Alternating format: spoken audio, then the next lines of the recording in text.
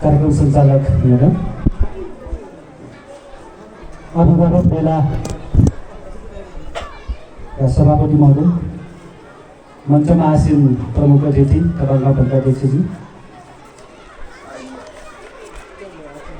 मञ्चमा आसीन सम्पूर्ण अतिथिगणहरू, नवनिर्वाचित विद्यालय व्यवस्थापन समिति अध्यक्षज्यू लगायत सदस्यज्यूहरू, शिक्षक अभिभावक सङ्घका अध्यक्ष लगायत सम्पूर्ण सदस्यज्यूहरू, सम्पूर्ण अभिभावकज्यूहरू, शिक्षक स्टाफ र सम्पूर्ण विद्यार्थी भाइ बहिनीहरूमा मेरो तर्फबाट स्वीकार्नुहोस् हार्दिक नमस्कार, अभिवादन।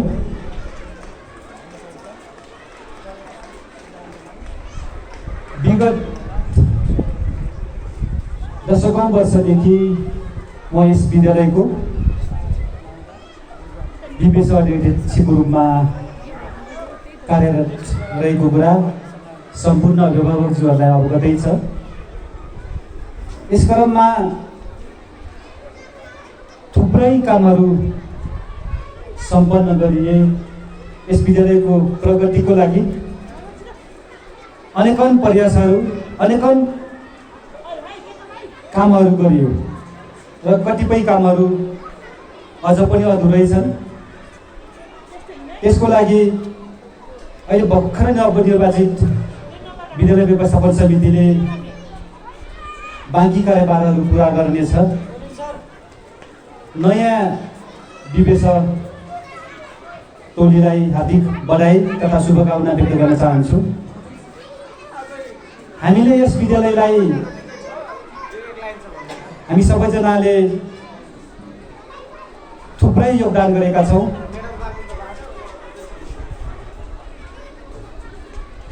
गरिब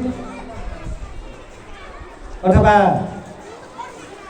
निजी स्कुलमा पढाउन नसक्ने, बाहिर सहर बजारमा आफ्नो बालबच्चाहरू पढाउन नसक्ने, हामी जस्तै श्रमिक किसान अभिभावकज्यूहरूले हाम्रो आफ्नो बच्चाहरूलाई यही राम्रो शिक्षा दिनुपर्छ। हामीसँग भएको सामुदायिक विद्यालयलाई राम्रो गर्नुपर्छ। त्यसपछि मात्र समाज सुधार हुन्छ।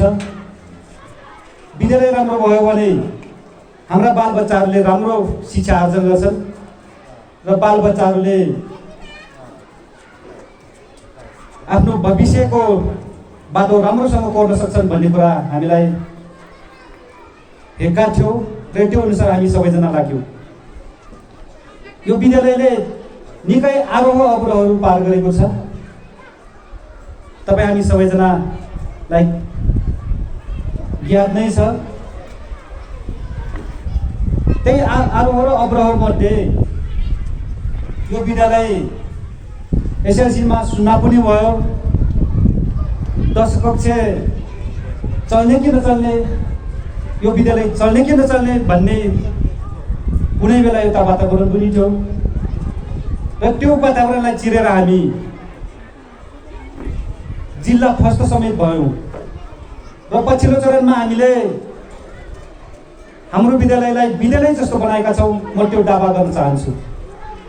यसको लागि थुप्रै अभ्यासहरू हामीले गरेका छौँ, थुप्रै सङ्घर्षहरू गरेका छौँ र थुप्रै अभ्यासहरू जारी नै राखेका छौँ। मैले अघि नवनिर्वाचित विद्यालय व्यवस्थापन समितिका सदस्यज्यूहरूसँग पनि सेयर गरेको छु। हामीले सम्पूर्ण अभिभावकज्यूहरूलाई विद्यालय बनाउने भनेर कन्भिन्स गऱ्यौँ। सम्पूर्ण अभिभावकहरूले हामीलाई विश्वास गर्नुभयो, थुप्रै सहयोग गर्नुभयो। हामीले पनि थुप्रै त्याग गरेका छौँ, थुप्रै योगदान गरेका छौँ। मैले फेरि पनि दोहोऱ्याउन चाहन्छु, अभिभावकज्यूहरू बस्नुभएको यो कुनाको भित्तामा करोडौँ रकमहरू त्यहाँ स्वर्णिम अक्षरले लेखिएको छ। कसले कति लगानी गरेका छौँ, कसले हामीले कति सहयोग गर्यो भन्ने कुरा इतिहासमा लिपिबद्ध भइसकेको छ। सायद त्यो हाम्रो इतिहास एउटा स्वर्णिम अक्षरले लेखिएको छ भन्ने कुरा मलाई यो क्षण सम्झिँदाखेरि एकदम गर्वले छाती फुलेको छ। मैले व्यक्तिगत हिसाबले आफ्नो घरको काम, व्यक्तिगत काम अथवा अरू काम भन्दा पनि यस विद्यालयको लागि जति पनि गरेँ, यस विद्यालयको लागि गरेँ, म एकदम खुसी छु जस्तो लाग्छ। किनकि हामीले गरेर यो विद्यालय जस्तो भएको छ। हामीले नगरेको भए तपाईँ हामी देखिरहेका छौँ छिमेकी गाविसहरूका, छिमेकी पालिकाका स्कुलहरू कस्ता छन्, कस्तो शैक्षिक गुणस्तर कस्तो छ, हामीले उत्पादन गरिरहेको जनशक्ति कस्तो छ भन्ने कुरा घाम्झै छल्दछ। हामीले माथिल्लो म विद्यालय व्यवस्थापन समितिको अध्यक्ष भइसकेपछि विद्यालय माथिल्लो भूगोलमा चलाउने कि तल्लो चलाउने भन्ने कुरा एउटा बहसको विषय थियो। त्यसलाई जबरजस्त तल झार्ने, तल विद्यालय जस्तो बनाउने भन्ने कुरा कम चान्जुने, कम्ती चुनौतीपूर्ण विषयहरू थिएन। मैले सम्झिरहेको छु कुनै बेला यस्तो विवाद हुन्थ्यो कि शिक्षक स्टाफमा के विवाद हुन्थ्यो भने विद्यालय तल चलाउनुहुन्न, माथि चलाउनुपर्छ, भौतिक पूर्वाधार तल गराउनुहुन्न, माथि गराउनुपर्छ। यी यावत कुराहरू पनि विवेचनमा छलफल हुने गर्थ्यो, शिक्षक स्टाफमा छलफल हुने गर्थ्यो। त्यसपछि हामी आइसकेपछि हामीले के बहस गर्यौँ भनेपछि विद्यालय एउटा बृहत् क्षेत्र हो, विद्यालय पर्याप्त खेल मैदान हुनुपर्छ, खेल मैदान बालमैत्री हुनुपर्छ, खुला हुनुपर्छ, सुरक्षित हुनुपर्छ भन्ने अवधारणाका साथ हामीले के बहस सिर्जना गर्यौँ भने माथि आवासीय विद्यालय चलाउने पूर्वाधारहरू जीर्ण भएका छन्। त्यसपछि माथि माटो पनि राम्रो छ, फेरि माथि माटो राम्रो छ, त्यसलाई मलजल गर्न सक्यो भने माथि प्राविधिक विद्यालयको एउटा फिल्ड, राम्रो फिल्ड बनाउने। त्यसपछि तल फुटबल मैदान अनि ठुल्ठुला भौतिक पूर्वाधारहरू यो भूगोलमा गर्नुपर्छ भनेर हामी छलफल गऱ्यौँ। त्यसपछि हामी आइसकेपछि तल बनाउन सुरु गऱ्यौँ। सायद लाग्छ मलाई कस्तो पनि लाग्छ भनेपछि म पुरानो यो जिल्लाकै पुरानो हाई स्कुलमा काम गर्दै छैन कि मैले नयाँ विद्यालय स्थापना गर्दैछु त्यस्तो पनि महसुस हुन्थ्यो। किनकि पूर्वाधारहरू जहिले पनि अपुग हुने।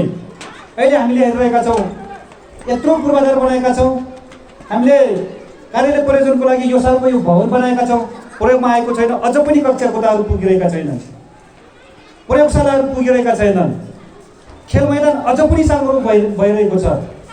हामीले छलफल गर्नुपर्ने यो विषय यो रहेछ। यो शिक्षा जस्तो क्षेत्र आज काम गर्यो, 1 महिना पछाडि परिणाम खोज्ने, अघिल्लो काम गर्यो पछिल्लो वर्ष परिणाम खोज्ने, त्यो नहुँदो रहेछ।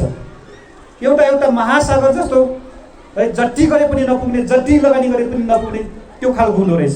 त्यो शिक्षा भन्ने कुरा मैले त्यो रूपमा लिएको छु। समाज विकास क्रमको शैक्षिक विकास भन्ने कुरा एउटा अभिन्न अङ्ग रहेछ।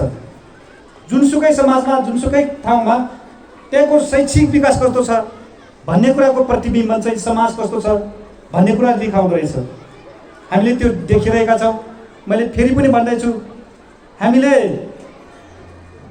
विगतमा ठुल्ठुला पूर्वाधारहरू कसरी निर्माण गर्न सक्यौँ विगत 10 वर्ष, के अरे पछिल्लो 10 वर्षमा 50औं वर्ष भयो हाम्रो, के अरे 70औं वर्ष जति हुन लाग्यो नि हाम्रो विद्यालय। तर पछिल्लो 10 वर्षमा हामीले कसरी गर्न सक्यौँ भन्ने कुरा अघि पनि मैले विवेचकका साथीहरूसँग सेयर गरेको छु।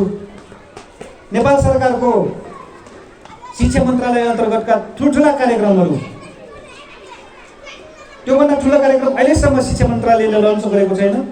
नमुना विद्यालयको कार्यक्रम 5 वर्षमा 5 करोड बजेट आउने। त्यसपछि प्राविधिक विद्यालय एकदम राम्रो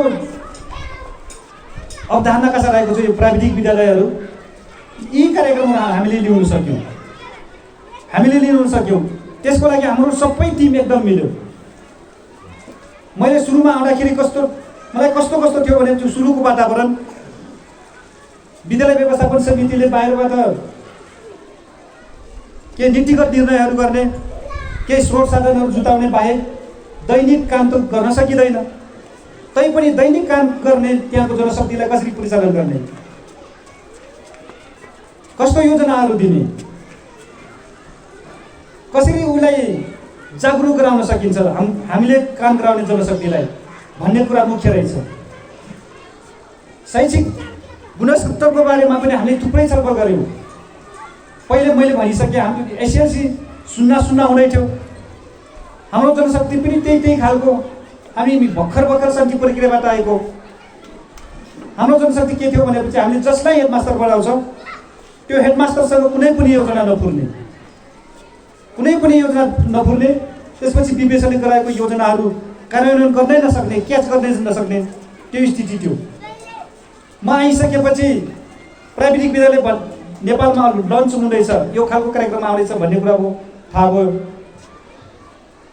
थाहा भइसकेपछि तत्कालीन हेडमास्टरलाई मैले के जिम्मा दिएँ भनेपछि तपाईँ तुरुन्त काममा लाग्नुहोस्, जे गर्नुपर्ने हो, स्रोत साधन के जुटाउनु पर्ने हो, के गर्नुपर्ने हो, तपाईँ काममा लाग्नुहोस् भने। तर उहाँले एकदम हल्का ढङ्गले, सतही ढङ्गले बुझ्नुभयो। उहाँले के गर्नुभयो भनेपछि, हो सर म त्यही कामको लागि जाँदैछु, 1 हप्ता भयो स्कुलबाट निस्केको, म त्यही कामको लागि जाँदैछु, सुर्खेत जाँदैछु, म अमिले पुगिसकेँ भनेर फोन गर्नुभयो। यति बेला, लगभग यति बेला। त्यसपछि भोलिपल्ट बिहान 7 बजे त यही गाउँमा भेटिनुहुन्छ उहाँ त। हेडमास्टरले त्यस्तो गरेर स्कुल पार लाग्छ त? त्यस्तो गैर जिम्मेवारी हेडमास्टरले कस्तो योजना ल्याउँछ अथवा आफूसँग आफू माटरमा भएको जनशक्ति कस्तो परिचालन गर्छ, मलाई शङ्का लाग्यो। त्यसपछि किन आउनुभयो भन्दाखेरि म लेखा परीक्षण गर्न आएको सर, अडिटर आउनुभयो, त्यसपछि रातारात बोलाउनुभयो, म रातारात आएँ भन्नुभयो। अनि अडिटरमा विवेश अध्यक्षलाई बोलाउनु पर्दैन त? त्योभन्दा अगाडि सामाजिक परीक्षण गर्नु पर्दैन? सामाजिक परीक्षण गर्नु पर्दैन? सामाजिक परीक्षण समिति निर्माण गर्नु पर्दैन? सिओसनले त्यो हिसाब किताब हेर्नु पर्दैन? अथवा त्यहाँको कार्य समाधान हेर्नु पर्दैन? र उहाँले के भन्नुभयो भनेपछि म त अडिटको लागि आएको छु, म अडिट गर्दैछु, तपाईँ आउनुहोस् पनि भन्नु भएन। ल ठिक छ भने त्यसपछि रिपोर्ट आउँदाखेरि के छ भनेपछि मैले विवेश अध्यक्षलाई रु 2 लाख दिएको भनेर एउटा भरपाई बनाउनु भएको छ। त्यो 2 लाख भरपाईमा कुन प्रयोजनको लागि लगिएको, कुन मितिगतिमा लगिएको, केही खुलाइएको छैन। त्यसपछि मेरो सिग्नेचर पनि नक्कली छ, नक्कली सिग्नेचर गरे हो, त्यो स्थिति थियो। त्यसपछि मैले यो तरिकाले सकिँदैन, अब टिम निर्माण गर्नुपर्छ। टिम निर्माण नगरिकन यहाँ कुनै राजनैतिक पूर्वाग्रहका कुरा छैनन्, यहाँ कुनै जातीय क्षेत्रीय भेदभावका कुराहरू छैनन्। अब टिम निर्माण गर्नुपर्छ भन्ने हिसाबले म लागेँ। त्यसपछि सम्पूर्ण विद्यालय व्यवस्थापन समितिका साथीहरूलाई कन्भिन्स गरेँ र गाउँका सामाजिक अगुवाहरूलाई पनि मैले कन्भिन्स गरेर हेडमास्टर चेन्ज गर्नुपर्छ भनेर। कुलबहादुर सर भर्खर आउनुभएको थियो, उहाँ 6-7 महिना आउनुभएको थियो, उहाँ परीक्षणकाल थियो। त्यसपछि उहाँले के न के गर्न सक्नुहुन्छ भन्ने कुरा मैले देखिसकेपछि उहाँलाई अगाडि सारियो। त्यसपछि साथीहरू मलाई के भन्नुभयो भनेपछि, सर तपाईँ किन यस्तो जबरजस्ती गर्नुहुन्छ, तपाईँलाई मैले पढाएको, मलाई दलित भनेर यसलाई हेर्नुभयो, अथवा फरक राजनीतिक आस्था भएको मान्छे भनेर यस्तो गर्नुभयो कि, यस्ता आरोपहरू लगाउनुभयो। त्यसपछि त्यो कुरा केही पनि होइन, तपाईँबाट यो कामहरू सम्भव छैन। तपाईँको 2-3वटा मैले देखिसकेँ, तपाईँले टिम परिचालन गर्न सक्नुहुन्न, तपाईँ आफै गैर जिम्मेवारी हिँड्नुहुन्छ भनेपछि तपाईँलाई आफ्नो स्टाफले तेर्दैन भन्ने हिसाबले उहाँलाई स्पष्टीकरण दिए। त्यसपछि उहाँलाई राजीनामा गराएर कुलबहादुर हेरसरलाई हेरसर बनाइसकेपछि हाम्रो कामले तीव्रता पाएको हो। अहिले सबैले स्वीकारेको विषय के हो भनेपछि हामीले एउटा राम्रो टिम निर्माण गर्न सक्यौँ। त्यसपछि यो स्थानसम्म आयौँ। कुलबहादुर सरको दूरदर्शिता र कार्य सम्पादन के छ भनेपछि उहाँ भर्खर आउनुभएको थियो, युवा हुनुहुन्थ्यो, तर गर्नुपर्छ भन्ने एउटा जोस जाँगर, त्यसपछि इमान्दारता पनि थियो। नमुना विद्यालयको एउटा कार्यक्रम आयो, त्यसपछि भरको 50औं पेजको एउटा प्रस्तावना पेश गर्नुपर्ने हो। मैले एनजिओ सञ्चालकहरूलाई प्रस्तावना लेखिदिनु पर्यो, प्रस्तावना लेखिदिनुहोस्, इस्टिमेट गरिदिनुहोस्, हामी पैसा तिर्न तयार छौँ भने कसैले पनि विश्वास गरेनन् मलाई। त्यसपछि हेरसरसँगमा हामी बस्यौँ, दाङको उहाँको कोठामा गएर, होराइको एउटा उहाँको कोठामा गएर हप्ता दिनमा म उहाँको छेउमा बसिराख्ने, उहाँले तयार गर्ने, लेख्ने। त्यसपछि अलिकति कन्फ्युज लागेको कुराहरूमा छलफल गरेर लेख्दै गरेर हामीले नमुना विद्यालयको अवधारणा हामी तयार पार्यौँ। हामी अहिले यो अवस्थामा छौँ। अब 5 वर्ष पछाडि नमुना विद्यालय कार्यक्रम लिइसकेपछि हामी कहाँ पुग्छौँ भन्ने कुरा हामीले त्यति बेला कोरेका थियौँ। त्यति बेला अहिले अलिकति ख्यालठाटा जस्तो लाग्छ, तर महत्त्वपूर्ण काम गरिएको रहेछ भन्ने कुरा मैले अहिले महसुस गर्दैछु। र हामीले सामान्य कुराबाट विद्यार्थी भाग्ने, एकदम न्यून शैक्षिक गुणस्तर, पूर्वाधारहरू पनि हाम्रा त्यस्तै, त्यसपछि हामीसँग मौजुदा जनशक्तिले पनि अलिकति चेन अफ कमानमा काम गर्न सक्ने त्यो वातावरणबाट सुरु गरेर हामी के गर्यौँ भनेपछि सुरुमा विद्यार्थीलाई कसरी अनुशासित बनाउने, त्यसपछि विद्यार्थीलाई नियमित कसरी गराउने, विद्यालयमा कम्तीमा पनि 10 देखि 5 बजेसम्म 4 बजेसम्म कसरी राख्ने भन्ने कुराहरू हामीले थुप्रै अभ्यासहरू गऱ्यौँ। थुप्रै कुराहरू ठेसर पनि नयाँ हुनुहुन्थ्यो, जोस जाँगर र एउटा इमान्दारता त थियो, तर हामीले के गर्यौँ भनेपछि यो पनि गर्ने, ऊ पनि गर्ने, जे सकिन्छ त्यही गर्ने। मैले पनि व्यवस्थापिक कुरामा मात्र नभएर शैक्षिक गुणस्तरमा पनि एकदम चासो देखाएँ। यो गर्दा के हुन्छ, कानुनी हिसाबले यसको के प्रावधानहरू छ भन्ने कुराहरू मैले एकदम चासो दिएँ। त्यसपछि हामीले क्रमशः विद्यालय व्यवस्थित गर्दै गयौँ। त्यो हिसाबले हेर्दाखेरि हामी अहिले थुप्रै अभ्यासहरू गरिरहेका छौँ र अहिले मलाई लागिरहेको महसुस भइरहेको विषयवस्तु, हाम्रो यो पूर्वाधार यस्तो पनि हुने थिएन। नमुना विद्यालय नआउँदै हामीले यो पूर्वाधार सुरु गरेका थियौँ। यो बिचको यो लामो भवन छ, सायद हामीसँग त्यति बेलै नमुना विद्यालयको ठुलो कार्यक्रम आउँछ, एउटा मास्टर प्लान बनाएर काम गरिन्छ भन्ने कुरा थाहा पाएको भए हामीले योभन्दा फरकै बनाउन सक्थ्यौँ। तर हामी शिकार उठ्यौँ। त्यसपछि त्यस बेला यति ठुला कार्यक्रमहरू लन्च हुन्छन्, ल्याइन्छ भन्ने कुरा हामीलाई त्यो आफैलाई विश्वास थिएन। त्यस हिसाबले यो पूर्वाधारहरू अलिकति नमिले जस्तो, अलिक कहाँ के भए जस्तो देखिन्छ, त्यो देखिन्छ। र अब मैले अनुभव गरेको विषय के हो भनेपछि, अब हामीले चाहिँ नेतृत्वमा बसिसकेपछि आफूसँग भएको जनशक्ति र आफ्नो संस्थामा जे समस्याहरू आउँछन् त्यो समस्यालाई कसरी समाधान गर्ने, दिनरात चिन्तन मनन गर्नुपर्ने, थुप्रै समय दिनुपर्ने, थुप्रै छलफल गर्नुपर्ने, त्यो देखिन्छ। अघि तपाईँले हेर्नुभयो विद्यालय व्यवस्थापन समितिको बैठक महिनामा कतिपटक बसेर रहेछ, के कुराहरू, यिनी एकदम औपचारिक कुराहरू। त्यो बाहेकको थुप्रै छलफल चाहिँ विमेश अध्यक्ष र सदस्यहरूले, त्यसपछि यहाँको प्रहरीले समय दिनुपर्छ। त्यसको 4-5 गुणा समय दिनुपर्छ, 4-5 गुणा छलफलहरू बनाउनुपर्छ। त्यसपछि मात्रै औपचारिकतामा जान सकिन्छ। र हामीले पछिल्लो चरणमा हाम्रो शैक्षिक गुणस्तरलाई उकास्नको लागि, हाम्रा बालबच्चाहरूको ज्ञान सिपलाई अभिवृद्धि गर्नको लागि के अभ्यास गर्दै आएका छौँ भन्ने कुरा, सायद एकदम नयाँ काम गर्दै आएका छौँ। यहाँको हामीसँग भएको जनशक्ति अब्बल जनशक्ति छ, मलाई यो लाग्दछ अब्बल जनशक्ति छ। कम्तीमा पनि +2 देखि माथि मास्टर्स डिग्रीको जनशक्ति 101 छ। देशभरिमा हामीसँग भएको जनशक्ति पुराका पुरा द्रवणी भएको जनशक्ति विद्यालय मध्येमा हाम्रो विद्यालय पनि एउटा विद्यालय हो। र हामीले अहिले थुप्रै अभ्यासहरू गरिरहेका छौँ। र पछिल्लो चरणमा अघि यसले भन्नुभयो, विद्यार्थी यहाँ पढिसकेपछि 10औं वर्ष पढिसकेपछि उनलाई एकदम खल्लो महसुस हुने। अहिले हाम्रो यो शैक्षिक गुणस्तर पहिलेको जस्तो अलिक त्यति हामी सन्तुष्ट छैनौँ। सरहरू लागिराख्नु भएको छ, अहोरात्र कति राख्नु भएको छ। सरहरूको गुनासो हामीले कहिलेकाहीँ के सुन्छौँ भनेपछि, निजी स्कुलभन्दा पनि बढी पेलिन माग्ने यो कस्तो विद्यालय हो भन्नुहुन्छ। ठिक हो, निजी स्कुलभन्दा बोर्डिङभन्दा बढी पेलिनुहुन्छ सरहरू।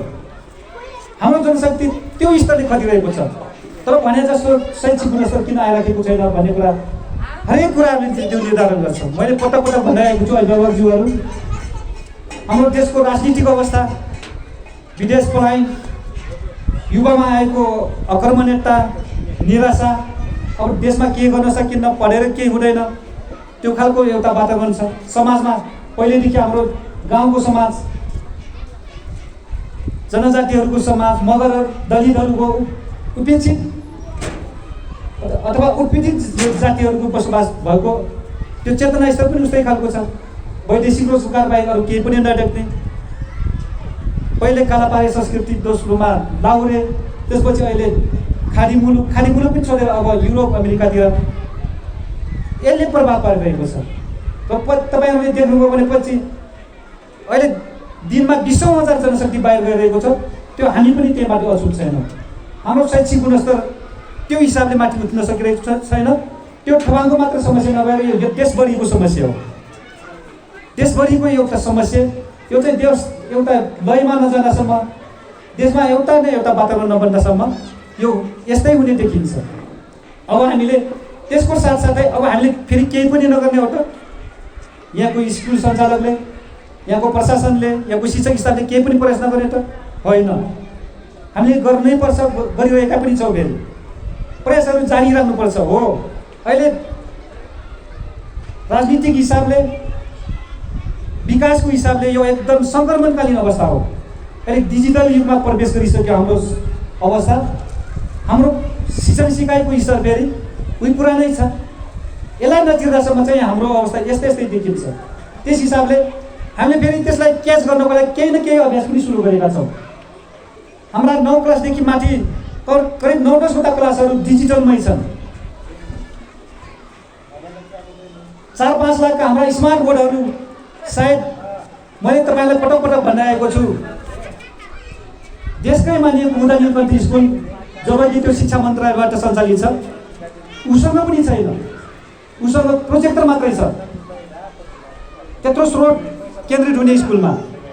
त्यसपछि विनोद चौधरीको काठमाडौँ वर्ल्ड स्कुल, उमेश श्रेष्ठको लिटिल एन्जल्स स्कुलमा हामी गयौँ, त्यहाँ प्रोजेक्टर बाहेक केही पनि छैन, स्मार्ट बोर्डै छैन। तर हाम्रो यो विद्यालयमा 9-10वटा लगभग 50 लाखको स्मार्ट बोर्डबाट पढाइ भइरहेको छ। हामीले प्रोजेक्टरलाई एकदम लेटेस्ट प्रविधि बन्यौँ। हाम्रो प्रोजेक्टरहरू चाहिँ प्रयोगै हुँदैनन्। हामी त्यो प्रविधि अनुसार हामीले सिकाइ गरिरहेका छौँ। त्यसपछि अनेक थुप्रै अभ्यासहरू गरिरहेका छौँ। तपाईँले हेर्नुभयो भने अहिले एनजिओबाट लन्च कार्यक्रम त तर महत्त्वपूर्ण कार्यक्रमहरू हामीले सञ्चालन गरेका छौँ विगत केही वर्षदेखि। करियर गाइडेन्स अथवा बच्चाले आफूले पढेर के गर्न सकिन्छ, आफूले आफैलाई चिन्ने त्यो कार्यक्रमहरू सञ्चालन गरेका छौँ। त्यसपछि स्कुल टु वर्क ट्रान्जेक्सन अथवा कामको संसारमा स्कुलले विद्यालयदेखि कामको संसारमा भन्ने यस्ता महत्त्वपूर्ण कार्यक्रम छन्। मैले पालिका अध्यक्षज्यूलाई पनि भनेको छु, यिनी कार्यक्रमहरू एनजिओबाट सम्भव नभए पनि अब हाम्रै बलबुताबाट चलाउने हो कि। मैले उहाँलाई पनि शिक्षा समितिको बैठकमा त्यो सुझाएको छु। यिनी कार्यक्रम एकदम महत्त्वपूर्ण छन्। मैले भने हाम्रो जनशक्ति विदेश पलायन भइरहेको स्थितिमा अब हामीले हाम्रा बच्चाहरूलाई करियर गाइडेन्स सम्बन्धी हामीले पनि शिक्षा दिने हो कि, स्कुलमा विद्यालयमा त्यो शिक्षा दिनै पर्ने हो कि, वैदेशिक रोजगारको समस्याहरू के हुन्, हामीले अहिले के भोगिरहेका छौँ, यी कुराहरू भन्ने हो कि। त्यो कुरा हाम्रो अभिभावकज्यूलाई पनि मेरो आग्रह छ। वैदेशिक रोजगारको समस्या के हुन्, हामी अहिले पैसाको पछाडि दौडेका छौँ। अब हामीसँग सामान्य खरदार छैन। हाम्रा पछिका बालबच्चाहरूलाई पढाइदिने मास्तरै पाउन सकेका छैनौँ। हामीले 1 वर्ष जति हुन लाग्यो, +2 पढाउने गर्ने टिचर पाएकै छैनौँ। अब फिजिक्स एमएससी फिजिक्सवाला मिस आजै जाँदै हुनुहुन्छ। अब त्यो कहाँबाट जनशक्ति ल्याउने? त्यसपछि महिनौ भयो गणित 9-10 क्लास अथवा मावि तहको गणित शिक्षक पाइएको छैन। यो हाहाकार अब हामीले चिन्ता गर्ने कि नगर्ने? यहाँ जनप्रतिनिधिज्यूहरू हुनुहुन्छ, राजनीतिक दलका साथीहरू हुनुहुन्छ, अभिभावकज्यूहरू हुनुहुन्छ। अब हामी सधैँ यस्तै बस्ने हो त? सम्भव छ त्यो? सम्भव छैन नि। अब करियर गाइडेन्स हामीले घर घरमा पनि चलाउने हो कि, स्कुलमा पनि चलाउने हो कि, अनि वैदेशिक रोजगारको समस्याहरू हाम्रो अभिभावकज्यूहरूले पनि पढ्ने हो कि, अभिभावक शिक्षा लिनै पर्ने हो कि यी यावत समस्याहरू अब हामीले यो अब छलफलका विषयहरू बनाउनुपर्छ। त्यसकारण हामीले सोचेको विषय शिक्षा मन्त्रालयले लिएको अवधारणा 12 क्लास पास गरिसकेपछि त्यो बच्चामा ज्ञानको स्तर के हुने, उसले के सिपहरू हासिल गर्ने, त्यो सिपहरू हासिल गरेछ कि छैन, त्यो ज्ञानहरू हामी दिन सक्ने हो कि होइन, एउटा एकदम चुनौतीको विषय छ। अघि प्रतिवेदन आर्थिक प्रतिवेदनमा सरले भन्नुभयो हामीले यो वर्षदेखि नयाँ गर्न खोजेको विषय अब आधारभूत सिपले 12 क्लास पास गरेर यो विद्यालय छोड्दाखेरि बच्चा आधारभूत सिपले अथवा अब घरमा चाहिने सिप उसले हासिल गर्नै पर्छ। किताबको ज्ञान मात्र नभएर उसले सामान्य संस्कारको कुरा मात्र नभएर उसले आफ्नो हातमा पनि केही न केही सिप लाने हो कि, जस्तो हाउस वायरिङको कुरा भयो, घरमा केन्द्र लाइन आयो, अब तपाईँको बच्चाले हामी त जानेनौँ तालिम लिनौँ, तपाईँको बच्चाले विद्युत सर्ट भएको फ्युज बिग्रेको त्यो जान्ने कि नजान्ने, यो विद्यालयबाट जान्नु पर्यो नि। त्यो कार्यक्रमहरू अब नियमित गर्नुपर्छ। प्रत्येक वर्ष 12 क्लास पास गर्ने बेला त्यो बच्चाले त्यो सक्षम हुनुपर्छ। अर्को सामान्य नाचगान वाद्यवादनको कुराहरू, त्यसपछि प्लम्बिङका कुराहरू अब स्कुलबाटै बच्चा सक्षम भएर बाहिर निस्किनुपर्छ। त्यसपछि मात्र त्यो बच्चाले आफ्नो खुट्टामा उभिएको उसले महसुस गर्छ, मैले के न के गर्न सक्छु, मेरो घरको समस्या म आफै समाधान गर्न सक्छु भन्ने कुरा हो। तपाईँ अभिभावकज्यूहरूले मेरो बच्चालाई राम्रो पढाउने भनेर एकदम चिन्ता गर्नुहुन्छ, तर तपाईँहरूले राम्रो पढाउने भनेर बाहिर डुलाउनुहुन्छ, तर त्यो बच्चाको मनोविज्ञान तपाईँले बुझ्नुभएको छैन। अब मैले पटक भनिरहेको छु, तपाईँहरूले अब शिक्षाको लगानी तर 1-2 क्लासमा गर्नु हुँदैन। पैसा जति पनि खनाइराख्नु भएको छ, मेरो आग्रह के हो भनेपछि हामीले बनाउने कार्यक्रम पनि त्यही हो। अब उच्च शिक्षामा लगानी गर्नुपर्छ। नेपालको अवस्था के हो, सबैले स्कलरसिप गर्न सक्छ त, छात्रवृत्तिमा नाम निकाल्न सक्छ, सक्दैन नि। अब तपाईँ हामीसँग अलिकति पैसा छ, अहिलेदेखि जम्मा गरौँ, 10 कक्षासम्म 12 कक्षासम्म यही घरबाटै आटो ढिँडो खाएर पढाउँ, बल्ल माथिल्लो तहमा हामीले खर्च गरौँ। सायद केही साथीहरूले महसुस पनि गर्नुभएको छ, भन्ने पनि गर्नुहुन्छ अभिभावकज्यूहरूले, मैले मेरो बच्चालाई 10 क्लाससम्म निजी स्कुलमा बोर्डस गरेँ, मेरो पैसा उरिसक्यो, त्यसपछि मेरो बच्चा पनि माथिल्लो क्लासमा पढ्न सकेन, मैले पनि आर्थिक हिसाबले पढाउन सकेन, त्यो गुनासो गर्नुहुन्छ। अब यिनी आधारभूत कुराहरू हामीले पनि छलफल गर्ने हो कि अभिभावकको बिचमा। यस्तै थुप्रै कुराहरू, थुप्रै समस्याहरू हामीसँग छन्। हामीले यो विद्यालयलाई राम्रो गर्नु भनेको समाज सुधार्नु पनि हो। समाजमा राम्रो गर्नु भनेको यो विद्यालय सुध्रिनु पनि हो। समाज र हाम्रो यो विद्यालय एउटा मात्र बनेर सम्भवै छैन। एउटा मात्र राम्रो बन्छ, अर्को राम्रो नबन्दा पनि फरक पर्दैन भन्ने सम्भवै छैन। समाज पनि राम्रो बनाउनु पर्यो, यो विद्यालय पनि राम्रो बनाउनु पर्यो। त्यसको लागि मैले भनिसकेँ, यो अहिले आउनुभएको साथीहरूलाई नयाँ विवेशलाई मेरो आग्रह के हो भने समाज रूपान्तरण गर्नु छ भने आफैबाट सुरु गर्ने हो। मैले अघि पनि भनिसकेँ, 10 वर्ष अगाडि हामीले अहिले 1.25 करोड बराबरमा अक्षय कोष बनाएका छौँ। अक्षय कोष मासिने पैसा होइन, त्यो नाम सडाइरहन्छ। त्यसको ब्याजबाट हामीले यहाँ शिक्षक पाल्ने हो, यहाँको आवश्यकतामा खर्च गर्ने हो। यहाँ नेपाल सरकारले 20,000 को मसलन्ड दिन्छ 1 वर्षमा, तर हामीले 10औं लाखको यहाँ बेन्च डेस्क बनाउनुपर्छ, त्यो नेपाल सरकारले दिँदैन। अनि हाम्रो यो स्कुलमा दैनिक अथवा 2 दिनमा 1 दिन फोटोकपी पेपर सकिन्छ, तर नेपाल सरकारले मसलन्ड खर्च भनेर 1 वर्षको 20,000 दिन्छ। हामीले 1 लाख 1.5 लाख रुपियाँ वाइफाईमा खर्च गर्छौँ, नेपाल सरकारले 25,000 दिन्छ। यस हिसाबले यो विद्यालय चलाउने भन्ने कुरा सामान्य छैन हो। ठिक छ, नेपाल सरकारको नियम कानुन अनुसार चलाउँ, यहाँ अभिभावक शुल्क पनि नउठाउँ, नेपाल सरकारले जे भनेको छ त्यही गरौँ, तर हामी विद्यालय जस्तो बनाउन सक्दैनौँ नि, हाम्रो बच्चालाई राम्रो शिक्षा दिन सक्दैनौँ। त्यसकारण मेरो आग्रह के हो भनेपछि मान्छेहरूले यो सरकारी स्कुल भन्छन्, मैले सरकारी स्कुल भनेको छैन, यो सामुदायिक विद्यालय हो, तपाईँ हाम्रो विद्यालय हो, यो अभिभावकको विद्यालय हो। सरकारले के अनुदान दिन्छ?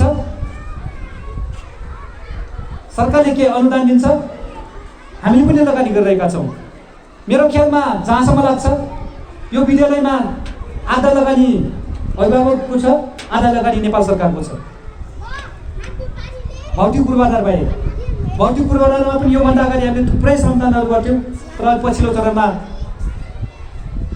राज्य पुनर्संरचना भइसकेपछि, गाउँपालिकाहरू बनिसकेपछि, ठेक्कापट्टा भइसकेपछि यो श्रमदानहरू चलेको छैन।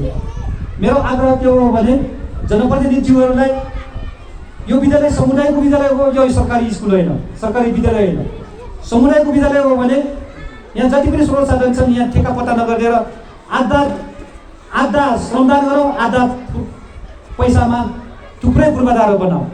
त्यो गऱ्यो भने मात्र विद्यालय बनाउन सकिन्छ, अन्यथा सबै सरकारको बाटो पर्खेर सरकारले गर्देला भनेर यो सम्भवै छैन। त्यसकारण तपाईँ हामी सचेत हुनुपर्ने, चनाखो गर्नुपर्ने विषय के हो भनेपछि हामी आफै नलागिकन, हामी आफैले लगानी नगरिकन समय, पैसा, त्यसपछि हरेक भौतिक उपस्थितिको हिसाबले सबै लगानी नगरिकन विद्यालय बनाउन सकिँदैन भन्ने कुरा अहिले भर्खर नवनिर्वाचित विद्यालय व्यवस्थापन समितिको अध्यक्षज्यू हामीलाई अहिलेसम्म गाइड गर्दै आउनुभयो, निर्देशन दिँदै त्यसपछि सहयोग गर्दै आउनुभएको छ। उहाँले राम्रोसँग अनुभव गर्नुभएको छ। सायद लाग्छ अहिलेको जुन टिम आएको छ विद्यालय व्यवस्थापन समितिमा राम्रो फ्रेस जनशक्ति, एकदम युवाहरूको गर्नुपर्छ, हामी गर्न सक्छौँ भन्ने टोली आएको छ। यो टोलीले राम्रो गर्छ, हामी आशा गरौँ। हामी अभिभावकज्यूहरूको अपेक्षा यो विद्यालयले पुरा गरिरहेको छ, हामीलाई सन्तुष्ट बनाइरहेको छ। हामी 100% त सन्तुष्ट हुन नसकौँला, तर हामीलाई अलिअलि चित्त बुझाइरहेको छ। भविष्यमा पनि हामीलाई सन्तुष्ट बनाउनेछ भन्ने कुरा राख्दै फेरि पनि यो विद्यालय तपाईँ हाम्रै विद्यालय हो, हामी आफै बनाऊ भन्ने कुरा राख्दै नवनिर्वाचित कार्य समितिलाई हार्दिक बधाई तथा सफल कार्यकालको शुभकामना व्यक्त गर्दै मेरो यो मन्तव्य अन्त गर्न चाहन्छु। धन्यवाद, नमस्कार।